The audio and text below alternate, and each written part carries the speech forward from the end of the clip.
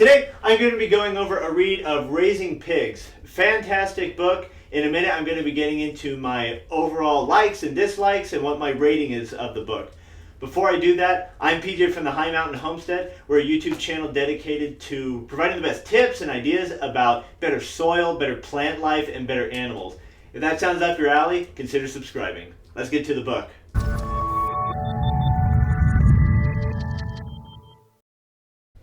Alright, so like I said, we're going to be going over Raising Pigs. Let me just jump right into some of the things that I learned from this. First off, I am very interested in small scale stuff. And so I did not know that hogs were actually very good at working in a smaller operation. And it seems like there's actually quite a bit of benefits to doing that, at least from what I learned from this book. Some of the benefits are that depending on the breed, you can actually get hogs that can forage. And what I mean by that is you can have pasture-raised hogs. Another point that I learned from this book is that hogs can be prolific in their ability to make babies, to make pork. You can actually turn quite a bit of profit from pork. Like I said, if one sow is producing 9 to 12 pigs in a litter and they don't need more than a quarter acre themselves, and a quarter acre would be super generous for them by big ag standards, you know what I mean? But there's a lot to be had with hog management. Another thing that I got out of this book, Raising Pigs, was understanding more about the terminology. Another term that I learned is gilt, which a gilt is a female hog that has not been bred yet.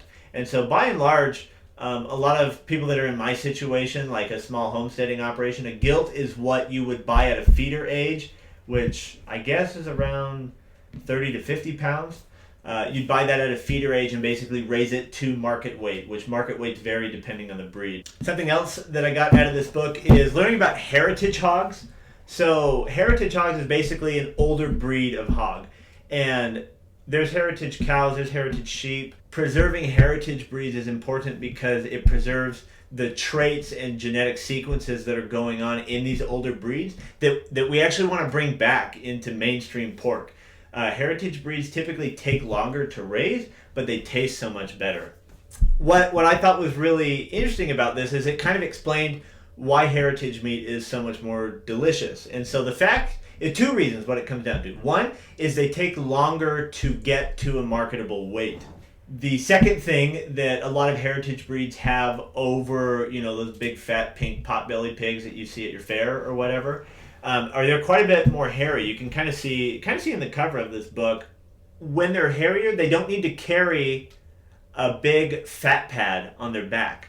And so they still have that fat, but it's marbled into the meat. If you were to put, heritage breed pork on the table versus, your typical churn and burn pork, you could tell which one was heritage by the darkness and richness of the color alone. And then when you bite into it, it'd be no contest. There are some downsides that I learned from this book. They can be hard to pen. They like to get out, and you typically will need to just decide that wherever you put them, they are going to destroy it. A lot of hogs like to root, which is basically where they take their snout, dig under the grass, and bam, and basically just plow through the grass. Another thing that I learned from this that is kind of a detractor, but I'm okay with it, is that hogs are not good for small-scale breeding operations. Again, I'm more interested in getting 2 or 3 feeders, raising them to a marketable weight. Hogs are a real expense because their feed is pretty substantial. Now, when it comes to market weight, like I said, you could have a pig that's over 200 pounds. If you're getting a heritage breed, maybe your breed won't get that big, but even still, overall, big fan of this book. Very enjoyable read, and like I said, I just bought it because I was interested, and I got out of reading it now I want pigs.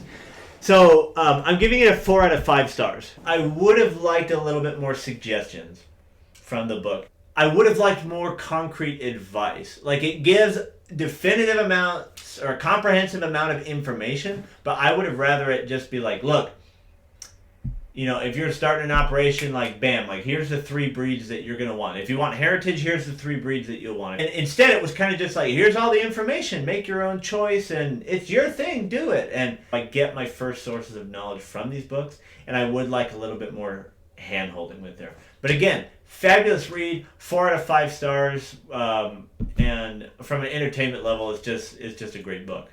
There you have it. This is my review of Storey's Guide to Raising Pigs. If you're interested in learning more about raising pigs, I highly recommend picking up this book. I'll put a link to it in the description of this video. Again, I'm PJ with the High Mountain Homestead.